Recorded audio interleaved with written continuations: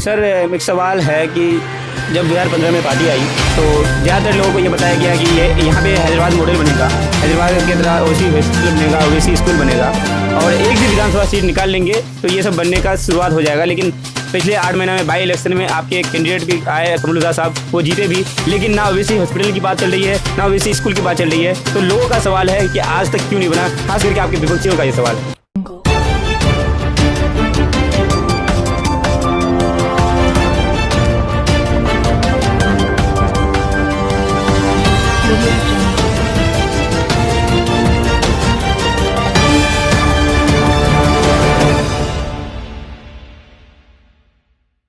अस्सलाम वालेकुम, नमस्कार, आदाब दोस्तों। मैं आपका दोस्त रियाज रही और आप लोग देख रहे हैं आपका अपना चैनल अपना गांव।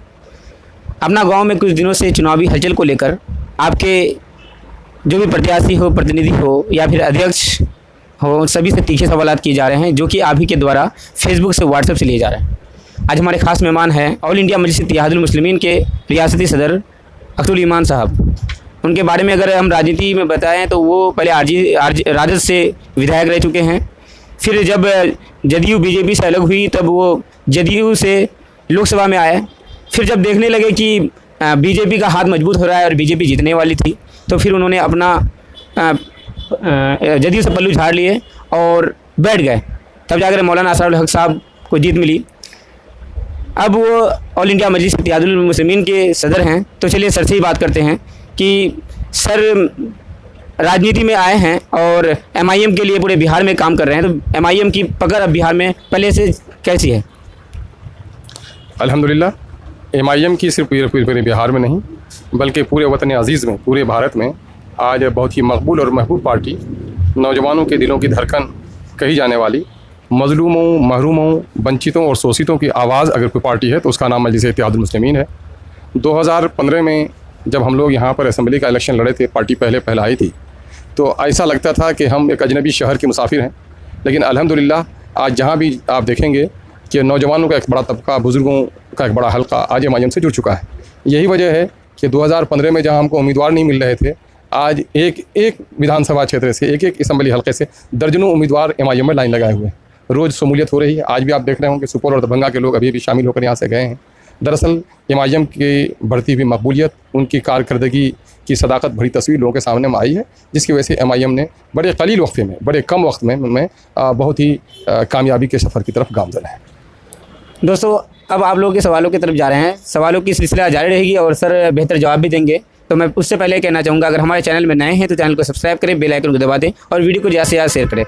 सर एक दोस्त हमारे रागी बनवर साहब, उनका सवाल है कि आप लोकसभा इलेक्शन तक रुकेंगे या फिर 2020 की विधानसभा इलेक्शन में इलेक्शन में आप किसी भी विधानसभा से लड़ने का काम करेंगे? नहीं, सवाल ये पैदा होता है कि हमारे जो दोस्त ये पूछ रहे हैं उनको पता होना चाहिए कि मैं पार्टी का सदर हूँ। पार्टी का सदर होने की हैसियत से हमें कुछ खुसूसी इख्तियारात भी हासिल हैं, लेकिन ये सारे फैसले हम नहीं करते। हमारे फैसले हमारी मरकज़ी क़यादत करती है।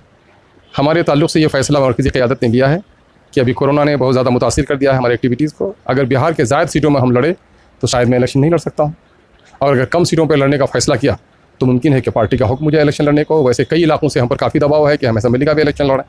ये फ़ैसला हमारा अभी ख़तमी तौर पर सामने में नहीं आ सका है। सर सवाल ये भी है कि ऑल इंडिया मजलिस इत्तेहादुल मुस्लिमीन, इसमें मुस्लिमीन छुपा हुआ है, इसमें और अदरवाइज़ किसी पार्टी का, किसी धर्म का नाम नहीं है लेकिन मुस्लिम का है। ऐसा क्यों? आपकी पार्टी क्या सिर्फ मुस्लिमों की बात करती है?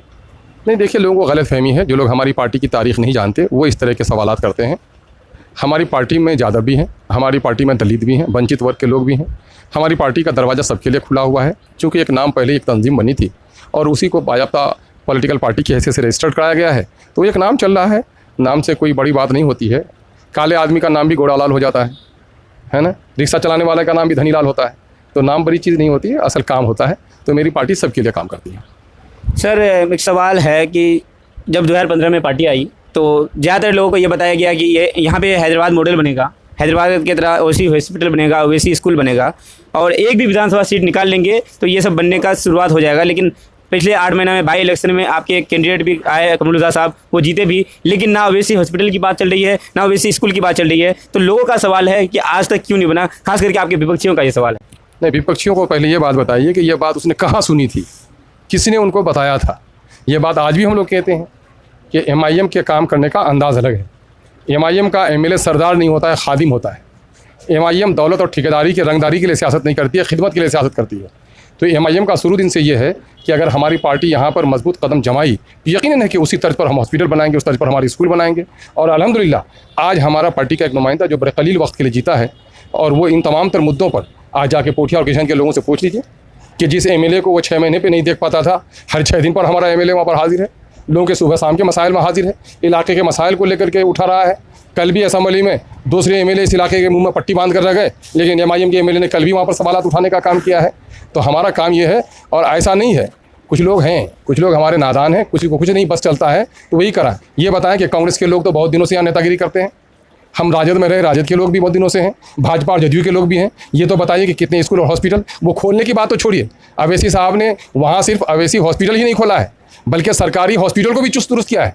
उन्होंने गरीब बच्चों के लिए अवैसी एक्सीलेंसी का स्कूल ही नहीं कायम किया, बल्कि सरकारी स्कूलों की हालत भी उसने तब्दील की है। लेकिन यहाँ पर सत्ता आसीन में जो लोग बैठे हुए हैं, जदयू के जो लोग, भाजपा के जो लोग जुड़े हुए लोग हैं, वो बताएं कि कितने स्कूल उसने अच्छे किए, कितने स्कूल में तालीम हो रही है।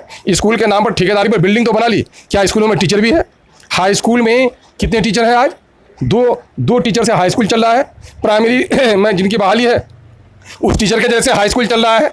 आपको सुनकर हैरत होगी कि इस साल भी बिहार में 15 लाख बच्चों ने मैट्रिक का इम्तिहान दिया है। अगर 2011 के मरदमशुमारी को रखें तो 10 करोड़ का बिहार, उसमें 15 लाख बच्चों ने दिया, तो फी करोड़ में 1.5 लाख बच्चों ने दिया, तो फी लाख में 1500 बच्चे। तो आप देखेंगे कि बिहार में औसत 1500 बच्चे हुए 1 लाख में, लेकिन किशनगंज में इस बार भी देख लेंगे सिर्फ 13,000 बच्चे, जबकि 17,000 की आबादी है। तो हमारे 24-25 हज़ार बच्चे तो होने चाहिए थे, 13,000 बच्चे ही ने मैट्रिक का इम्तिहान पास किया है। इसके माने कि तालीम के मैदान में हम पीछे हैं, गुर्बत और अफलास में हम सबसे नीचे। इन लोगों ने क्या किया? हम तो कर रहे हैं, हम तो अभी हमने कदम ही रखा है। हमने लोगों को सियासी तौर पर जगाया है, दर्जनों बच्चों को अभी इंजीनियरिंग में हम लोगों ने एडमिशन कराने का काम किया है।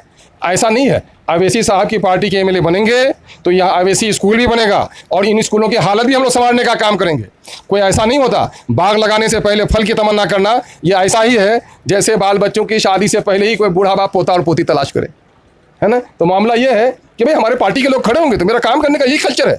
आप जाकर हैदराबाद में देखिए, दारुसलाम में बाज़ाब्ता हमारे MLA की हाजिरी होती है, और कौन आदमी का क्या काम है वो सब वहाँ पर मसाइल पेश किए जाते हैं, उनका हल कराया जाता है। आप यहाँ भी देखेंगे कि हमारे जो MIM के MLA हैं कमरुल्लाह साहब, वो पाबंदी के साथ ऑफिसों में बैठते हैं और लोगों के मसाइल को आज भी हल कराने की कोशिश करते हैं।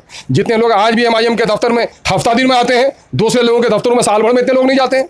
तो ये दरअसल क्या है? ये तो काम करने का हमारा कल्चर है। इस बात को समझने की लोगों को ज़रूरत है। यकीनन है, हम तो दावे के साथ कहते हैं कि अगर हमको यहाँ पर लोगों ने कदम जमाने का मौका दिया, यकीनन है कि हैदराबाद के तर्ज की स्कूल ही नहीं बल्कि हैदराबाद की तहजीब को भी हम यहाँ पर कायम करने की कोशिश करेंगे। हिंदू मुस्लिम गंगा जमनी जो तहजीब है हमारी, उसको हम बरकरार रखने का काम करेंगे। अवैसी साहब के हॉस्पिटल में जाके देखिए, इत्तेहादुल मुस्लिमीन के लीडर ज़रूर हैं, लेकिन वहाँ राम श्याम घनश्याम सबका इलाज हो रहा है, उनके स्कूलों में सबका एडमिशन हो रहा है। तो वो वही कल्चर तो हम लोग लाएंगे। ये मुंह बजाने वाले लोग जो लोग काम नहीं कर पाते हैं, दूसरों पर इल्ज़ाम तराशी करने के आदी ये लोग हैं, उनकी बातों को कि हम लोग परवाह नहीं करते। सर, आप अपने विधायक का अभी गुणगान कर रहे हैं, लेकिन आपको जवान में पहले विधायक रह चुके हैं, तो वहाँ के जो अभी विधायक, मौजूदा विधायक, उनसे जब पूछा गया तो उन्होंने कहा कि जितना काम मैंने किया अपने कार्यकाल में, पहले कुछ भी काम नहीं हुआ था। तो ऐसे में कहीं ना कहीं आप पर सवाल या निशान उठता है कि आपने काम नहीं किया, उसको आप क्या कहना चाहेंगे? देखिए, किसी के कहने से, नाकाम इंसानों के कह देने से हर इंसान नाकाम नहीं हो जाता है। जितनी सड़कें हमने बनवाई हैं किशन कोचा धामन में, उतनी सड़कों की तो ये मौजूदा विधायक मरम्मती भी नहीं करा पा रहे हैं। कहीं कहीं लगो बयानी से काम लेते हैं कि बिजली हमने सेंक्शन कराया। आप जाकर के, आप पत्रकार हैं, मैं दावे के साथ आपको कहता हूं, जाकर के बिजली विभाग में जाइए, आप उठा लीजिए। पिछले दिनों में कुछ लोगों ने कहा कि वो तो बोल रहे थे कि चरिया का जो सेंट्रल ग्रिड हो या चकंदरा में वहाँ पर स्टेट ग्रिड हो, वो हमने बनवाया। ये सारी योजनाएं 2012-13 की सेंक्शन है, जबकि उनकी सियासत में सही तौर पर पैदाइश भी नहीं हुई थी, है ना। ये सब काम हमारे ज़माने के हुए हैं, है ना। तो हमारे ज़माने के किए गए काम को भी कुछ लोग अपने खाते में गिनने का काम करते हैं। ये नापाक जहनीत के लोग हैं, हम लोग उसकी परवाह नहीं करते हैं। आपको मालूम होना चाहिए कि पूरे बिहार में एक वाहिद किशनगंज जिला है जहाँ 30 हाई स्कूल को हमने मजबूर करके सरकार के सामने में डाटा पेश किया और 30 हाई स्कूल को खुलवाने का काम किया। और आपको ये भी खबर दे दें कि जिस वक्त मैं MLA था, कोचा धामन में कोई ऐसा 5 किलोमीटर नहीं था जहाँ हाई स्कूल नहीं था, बल्कि कोचा धामन में हमने हल्दीखोड़ा एक पंचायत है जहाँ उसी ज़माने में जहाँ दूसरे इलाकों में 10 किलोमीटर 15 किलोमीटर पर हाई स्कूल नहीं था, कोचा धामन में एक पंचायत हल्दीखोड़ा में हमने 2 हाई स्कूल खुलवाने का काम किया। यही नहीं किया, अलीगढ़ की ज़मीन की तहरीक भी हमने चलाई। जो लोग आज जदयू में हैं, भाजपा में हैं, ये लोग क्या करेंगे? जदयू और भाजपा ही के लोग तो अलीगढ़ की तहरीक को कमज़ोर करने में लगे हुए थे। वो हितैषी हो सकते हैं क्या? मनंदा बेसिन का पैसा कहाँ पर रुका हुआ हितैषी हो सकते हैं क्या? आज जो लोग सरकार में हैं, मैं कहता हूँ जदयू के जिस लीडर की तरफ आपने निशानदेही की है, आप उसको पता नहीं कि उनसे पूछ लीजिए कि जो दरख्त आंधी में गिरा तो बहादुर तुमने गिराया, आज जो दरख्त खड़ा है उसको हिला भी नहीं पा रहे हो। मक्का के किसान खुदकुशी पर है कि नहीं? आज मक्का के किसान, तो अगर बड़े चौधरी थे तो मक्का के किसानों को कीमत दिला देते। आज हॉस्पिटल डॉक्टर से महरूम है कि नहीं? बोलो ईमानदारी से बात बताओ हमको। तो हॉस्पिटलों में डॉक्टर नहीं आया, किसकी जिम्मेदारी थी? मैं तो अपोजिशन का लीडर था, लेकिन आज वो सत्ता में है, डॉक्टर नहीं है, तो उसका जिम्मेदार कौन है? कॉलेज में टीचर नहीं है, कौन है जिम्मेदार? स्कूलों में आज शिक्षक नहीं है, कौन है जिम्मेदार? सरकार नहीं बनवाई। पुल ठेकेदारी के नाम पर 2-2 साल तक आप चलिए, बरबट्टा जाने वाली एक सड़क है, 2 साल पहले जो बना हुआ पुल था, जो अपने आप में मजबूत पुल था, उस पुल को तोड़वा दिया गया और आज तक वो बरबट्टा से पूरा बरगांव के पास का वो पुल तामीर नहीं हो सका। ये काम किसने किया? मैं जिला परिषद का मेंबर था। पिपला ये गांव है, जिससे पीडब्ल्यूडी की सड़क हमारे ज़माने में सैंक्शन हुई है ना, और उसका मामला ये हुआ कि उस पीडब्ल्यूडी सड़क में जिला परिषद के ज़माने में हमने सिर्फ 80,000 से कलवर्ट बनवाया था और उस पर 50 टन की गाड़ी गई, कभी आज भी नहीं आई कलवर्ट पे। और आज भी जाकर देख लिया सैलाब है, लेकिन पुल के नीचे रोबा गाड़ा हुआ है और वहाँ 3.5 करोड़ का पुल बना है। ये ठेकेदारी जो लोग करते हैं, जो लोग रंगदारी और ठेकेदारी करेंगे, वो लोग कभी भी सही राजनीति नहीं कर सकते हैं। इसलिए ऊंचे सवालात से हम लोग घबराते नहीं हैं, हम लोग अपने काम करने का तरीका है, हम लोग काम करते हैं। तो सर एक दोस्त है हमारे मशहूर गजल साहब, उनका कहना ये है कि वो कोचामन से हैं कि एसपी साहब का भी लगभग सब कोई उनको कैंडिडेट मान चुके हैं कोचामन के, लेकिन आपके किसी भी पोस्टर में उनका फोटो नहीं है, नहीं होता ऐसा। तो जो आप कह रहे हैं उनको पता नहीं है कि 243 विधानसभा क्षेत्र है, कहीं एक का एमएलए तय नहीं हुआ है। पार्टी का सदर मैं हूँ और एमएलए तय करता गली का कोई बच्चा, तो ये तो बड़ी अजीब सी बात है।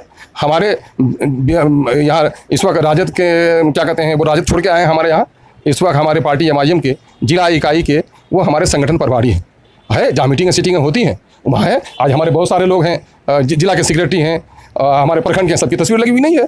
जहाँ जहाँ वो इजलास होता है वहाँ तस्वीर उसकी लगती है। तस्वीर बड़ा मसला हमारे यहाँ नहीं है। अब छोटी छोटी बातों में ये तो लोगों के बहुत ही संकुचित कहिए, बहुत ही तंग नजरी के सवालात हैं। ये सवालात क्यों करते हो यार हम लोगों से? ये तो लोगों का सवाल ही बता रहा है कि क्या सोच का दायरा क्या है। सर एक दोस्त है रमीज रियाज साहब, वो बाहन से और एमआईएम के अच्छे कार्यकर्ता हैं। उनका कहना यह है कि जिस तरह से कोचामन में तैयारी चल रही है, उस तरह की ना तैयारी बाहन में चल रही है, ना कोई मीटिंग होती है, ना कोई प्रोग्राम होता है। ऐसा क्यों बहादुरगंज में कहीं ससुर दामाद वाला खेल तो नहीं हो जाएगा? क्योंकि विधायक तौसीफ साहब कोचामन के दामाद है। देखिए, राजनीति में ससुर और दामाद का रिश्ता नहीं चलता है, राजनीति नज़रिए का नाम है। और एमआईएम ये दल जो ये दलगत ठेकेदारी वाली राजनीति करती है, हम वो राजनीति नहीं करते हैं।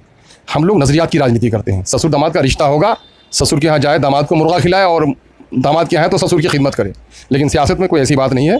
हम मजबूती से तैयारी, किसने कहा? रमीज साहब लगता है कि अभी मेहमानदारी में उनका वक्त गुजर रहा होगा, पता नहीं है उनको। बड़ी मजबूत तैयारी हमारी हो रही है बहादुरगंज में, हमारे पंचायत में तैयारी हो रही है।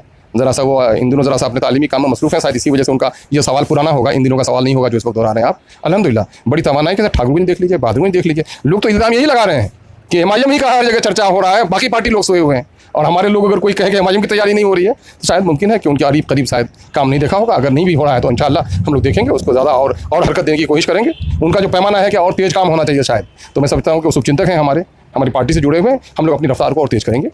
सर जैसे कि ऑल इंडिया मजलिस इत्तेहादुल मुस्लिमीन में मुस्लिमीन आता है, और कुछ दिनों पहले आपकी जो जिला अध्यक्षा थी डॉक्टर तारा सुतारिया विवादों में घिरी हुई थी और वो पार्टी छोड़ने का काम किया, पार्टी उनको निकाल दी। तो ऐसे में पार्टी को अभी निकालना किस हद तक सही है, और इसमें क्या पार्टी के अंदर से क्या कमी थी? देखिए, सवाल ये पैदा होता है कि हम लोग उनकी बड़ी अजीज़ रहीं, बड़ी अच्छी डॉक्टर हैं, पार्टी में बड़ा काम किया है तारा सुतारिया ने, हम लोग उसको कदर मंजिलत की नज़र से देखते हैं। पिछले दिनों में फेसबुक वगैरह पर वो पार्टी का जो अपना दस्तूर है उसके खिलाफ जाकर फेसबुक वगैरह सोशल मीडिया वगैरह में जाकर उसने कुछ बातें रखी। तो जिला की हमारी जो अनुशासन समिति थी, अनुशासन समिति ने उनको नोटिस किया और उसने उसका जवाब नहीं दिया, तो जिला इकाई ने उस पर कार्रवाई की है। ये जिला का काम है, चूँकि वो जिला की महिला अध्यक्षा रही हैं, तो जिला संगठन हमारा उसे देख रहा है। जिला के पदाधिकारियों से इसके बारे में मजीद पूछ लीजिएगा। बहरहाल हम लोग उनको इज्जत की नज़र से देखते हैं। जब भी रखा हम लोगों ने छोटी बहन के तौर पर हम लोगों ने उसको इज्जत दे रखा, और अच्छा है, काम भी उसने अच्छा किया है, हमको बहुत ये नहीं है। तो पार्टी के लोगों का एक बड़ा तबका है जो आज भी कहता है कि साहब उनका अच्छा काम थे लेकिन उनसे कुछ सहो हो गया, तो ठीक है, वो पार्टी का जिला इकाई देख रही है। सर जैसे कि पिछले कुछ महीने से लॉकडाउन का मामला चल रहा है, और लॉकडाउन में अकबरुद्दीन ओवैसी साहब हैदराबाद में 6 करोड़ का सामान बांटने का काम किया, और वहीं से मालेगांव भी ट्रक भेजा गया, सामान के लिंक किशनगंज नहीं भेजा गया। इसको आप क्या कहेंगे? कहीं ना कहीं ये सौदेलापन तो नहीं? एक बात जान लीजिए, सवाल ये पैदा होता है कि लॉकडाउन का सबसे ज़्यादा असर पड़ा, अगर कहीं पड़ा है तो शहरों में पड़ा है। आज भी आप देख लिए, देहाती हल्के में कामकाज लोगों का चलता रहा, लेकिन शहरों में कामकाज बंद रहा। आप अगर देखेंगे हैदराबाद में क्या सीमांचल के 50,000 लोग थे कि नहीं थे? क्या उन तक एमआईएम ने पैगाम उनको मदद की कि नहीं की? जरा गवाही दीजिए। तो यहाँ पर अगर लॉकडाउन हुआ है तो पिछले दिनों में देखेंगे जब आम तौर पर यहाँ परेशानी थी, सैलाब की तबाही थी, तो अवैसी साहब ने यहाँ रिलीफ का काम किया था कि नहीं किया था? डॉक्टरों की टीम भेजी, 1 करोड़ तक के तकरीबन अपना रिलीफ का काम किया कि नहीं किया? इस वक्त हमारे यहाँ के लोगों का मशवरा हुआ कि भाई अगर हमारे यहाँ प्रवासी मजदूर हैं, दिल्ली में हैं, पंजाब में हैं, मेरठ में हैं, मलियाना में हैं, तो एमआईएम के लोगों ने मकदूर भर मदद वहाँ पर की है।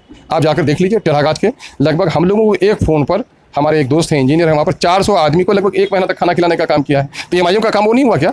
जो लोग हैदराबाद के, जो लोग सीमांचल के फंसे हुए थे हैदराबाद में, उसकी खबरगिरी एमआईएम ने किया, तो एमआईएम का काम नहीं था क्या? लेकिन यहाँ किशनगंज के लोगों से मैं ये कहता हूँ कि यहाँ हमारे यहाँ गाँव में, शहर में 10% 15% हमारे गरीब बेचारे लॉकडाउन में जिनको दिक्कत हुई, लेकिन हमारे यहाँ तो 80% 90% लोग थे जो लॉकडाउन में मुतासिर नहीं हुए। कम से कम अगर 20% लोग मुतासिर थे तो, और उसमें 20% लोग मदद करने के लायक नहीं थे, लेकिन 50% ऐसे लोग तो थे कि मदद कर सकते थे, उन लोगों ने मदद किया है। हम लोगों ने भी मदद किया है। एमआईएम किशनगंज की यूनिट ने भी सीमांचल के बहुत सारे बच्चों के खाते में पैसा भिजवाने का काम किया, उनको घर लाने का काम किया है। हमारे एमएलए ने जितना बहुत चला रिलीफ का काम किया, इस शहर में भी जितना रिलीफ का काम हुआ हम लोगों ने किया है। अब हर जगह हैदराबाद से ही भेजे, तो ये तो भाई ये है कि हम सारे काम के लिए तो हैदराबाद को तलाश करें, और इलेक्शन का ज़माना हो तो पलटू राम को तलाश करें। तो पलटू राम से कोई नहीं पूछा कि तुमने क्यों नहीं किया? इक़्तिदार तुम्हारे पास है, ठेकेदारी तुम्हारे पास है, रंगदारी तुमने की, रोड में पैसा तुमने वसूल किया, तो कम से कम इस हरामखोरी का भी तो कुछ निकाल देते। तो उनसे कोई नहीं पूछ रहा है। इनसे ये नहीं पूछ रहा है कि आज रिलीफ कोड कहता है, सेंट्रल और स्टेट रिलीफ कोड ये कहता है कि 72 घंटे तक अगर किसी के घर में पानी हो गया, सैलाब का पानी या घर का सामान बहा के ले गया, तो रिलीफ का हकदार है। आप चलिए बहादुरगंज में, आप चलिए तेलीभीटा में, बहादुरगंज में चलिए, आप खाड़ी बस्ती में हिस्बतना में, आप चलिए वहाँ पर क्या कहते हैं मटियारी में चलिए, है ना, आप चलिए सतमीरी में चलिए, तो उन इलाकों का क्या हाल है? तो यहाँ पर किन लोगों ने रिलीफ का काम किया? क्या किया? क्या जदयू ने किया? तो जदयू जिसके पास इक़्तिदार है, जिसके पास आपके खजाने की कुंजी है, उसने तो नहीं किया, है ना। बल्कि क्या हुआ कि 5300 रुपये क्वारंटाइन सेंटर में जो लोग थे उन पर 5300 रुपये खर्च होने थे, है ना, मीनू तय था उनका। लेकिन क्या हुआ, 140 रुपये योमिया उन पर खर्च होना था, और 40 रुपये भी उस पर खर्च नहीं हुआ। ये सारे पैसे नीतीश कुमार ने और उनके चमचों ने इलेक्शन की तैयारी की, वहाँ पर दिल्ली में बैठकर प्रधानमंत्री केयर फंड, उसमें पैसे दे दो कोई हिसाब नहीं होगा, और नीतीश कुमार ने कहा कि ये केयर फंड तो हम नहीं चलाएंगे, ये कोरोना फंड निकाल दिया अपना, और सारे पैसे क्वारंटाइन के नाम से जिन लोगों का जो सेंटर्स थे उनके सारे पैसे इन लोगों ने कलेक्शन किए। इनके एमएलए लोगों ने लुंगी और मच्छरदानी खरीदने की ठेकेदारी करने का काम किया है। आपने देखा क्वारंटाइन सेंटर्स में, है ना, जो लुंगी दी गई पहनने के लायक नहीं थी, जो चादर दी गई तो वो पूरा आदमी उस पर अटता नहीं था, जो खाना दिया गया खाया नहीं जा रहा था। रमज़ान के दिनों में ये क्वारंटाइन सेंटर जो हमारे थे, ये मेहमान खाना थे। ये नौजवान चोरी और डकैती करके नहीं लौटे थे, ये बिहार के लिए कमाने गए थे, अपने बाल बच्चों के लिए नहीं, बिहार के खजाने के लिए भी कमाने के लिए गए। और वो घर में भी आकर अपने बीवी बच्चों से नहीं मिले, तो उसने समाज के लिए कुर्बानी दी कि मेरी वजह से कोई बीमारी का फैलाव नहीं हो। तो उसको मेहमान खाना में रखना था, लेकिन मेहमान खाना नहीं, वो जेल खाना था, कैद खाना था। ये किया है इन लोगों ने से, इनसे ये नहीं पूछते, है ना। जिसने फजर की नमाज पढ़ी, जोहर की पढ़ी, असर की नहीं पढ़ी, तो उन्हें टोक रहे हो। आज जो 5 वक्ता नहीं पढ़ रहा उसे कोई नहीं टोक रहे हो, है ना। तो ये तो बड़ा अजीब आलमिया है साहब, उनको भी टोकने का काम करो, उनको भी टोकने का काम करो। कि आप अपने पुराने जो भी कार्यकर्ता हैं उन पर आप तवज्जो नहीं दे रहे हैं, और उनको आप पहचानते भी नहीं हैं। अगर वो आपके सामने में आ जाए तो आप उनको पहचानने से भी मना कर दें कि आप पहचान नहीं पाते उनको, ऐसा क्यों?